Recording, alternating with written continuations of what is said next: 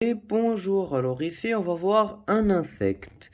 Un insecte assez commun, même si on le rencontre surtout en Méditerranée, hein. Très grand, hein, si vous ne le saviez pas, très très très grand. Le premier névroptère de la chaîne, le grand fourmilion, Palpares libelluloides. Libelluloides, qui fait référence à son apparence. Alors déjà, c'est quoi? C'est un insecte de l'ordre des Néphroptères et de la famille des Myrméléontidés, donc de la famille des fourmilions. Alors, niveau morphologie, on a un thorax et une tête poilue, avec des antennes courbées et épaissies vers le bout. Là, il y en a une qui manque. Des pattes des pattes robustes et de couleur assez rougeâtre, deux gros yeux globuleux, comme on peut le voir, et aussi deux paires d'ailes très nervurées, très nervurées. Comme vous pouvez voir, la nervation ici est très développée. Justement, hein, puisqu'il fait partie de l'ordre des névroptères. On y retrouve d'autres membres que je présenterai peut-être sur la chaîne, comme les mantides ou encore les chrysopes.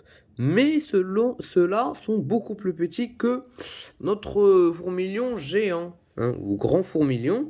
La plupart des individus vont environ faire 10 à 12 cm d'envergure, comme celui-ci, et c'est une espèce très reconnaissable avec son grand abdomen jaune rayé de noir.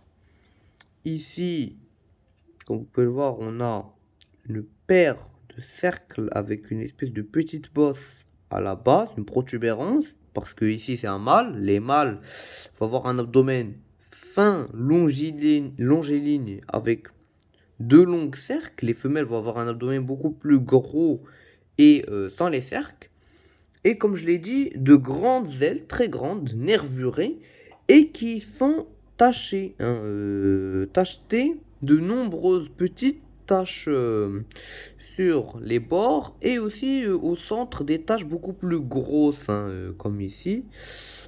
Alors, pour la biologie, c'est une espèce dont les adultes vont être solitaires, hein, jamais en groupe, qui vont se cacher la journée dans les hautes herbes, dans les champs et les prairies, et qui sont principalement actifs le soir et la nuit. Donc ils sont principalement nocturnes, où ils vont rester à l'affût, à la recherche de petits insectes. Même chose pour les larves qui sont prédatrices et qui sont les très connues, hein, fourmilions, ça désigne généralement les larves de Myrméléontidés.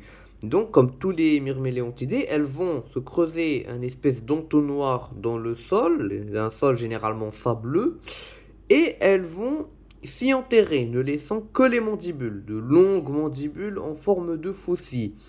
Et chez les fourmilions, la tactique est simple. Ils attendent qu'un insecte tombe dans l'entonnoir, et puis ils l'attrapent. Et si l'insecte résiste, ils peuvent lui lancer des grains de sable pour le faire tomber.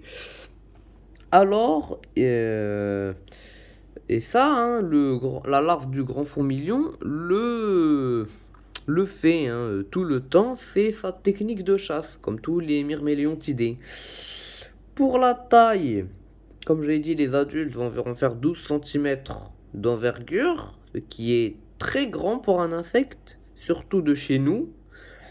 Et pour les larves, c'est d'assez grosses larves, environ 1 à 2 cm, comme tous les fourmilions, de petits yeux et antennes, hein, assez réduits, une grosse tête quadrangulaire, presque en forme de carré, et un abdomen large et ovale, et aussi tout mou, et aussi, petite particularité, les fourmilions, les larves, vont être toujours recouvertes de poussière, hein, ce qui fait qu'ils sont assez difficiles à détecter, hein.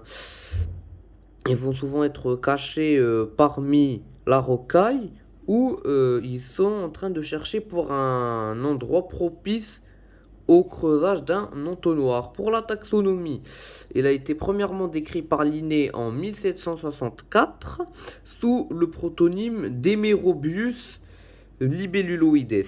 Alors, palpares, je sais, l'étymologie est incertaine, mais pour libelluloides, ça vient du mot libellula, libellule, et oides qui ressemble à une libellule, puisque on voit de larges ailes et un long abdomen comme les libellules. Sauf que les libellules n'ont pas des ailes aussi nervurées. Il y a énormément de cellules et de nervures sur ces ailes. Et en plus, les odonates sont connus pour leur vol rapide et précis, alors que les névroptères, eux, sont d'assez médiocres voiliers. Ils ne volent pas très bien, ils ont un vol mou et lent, y compris notre grand fourmilion. J'espère que vous avez aimé la vidéo et à plus tard.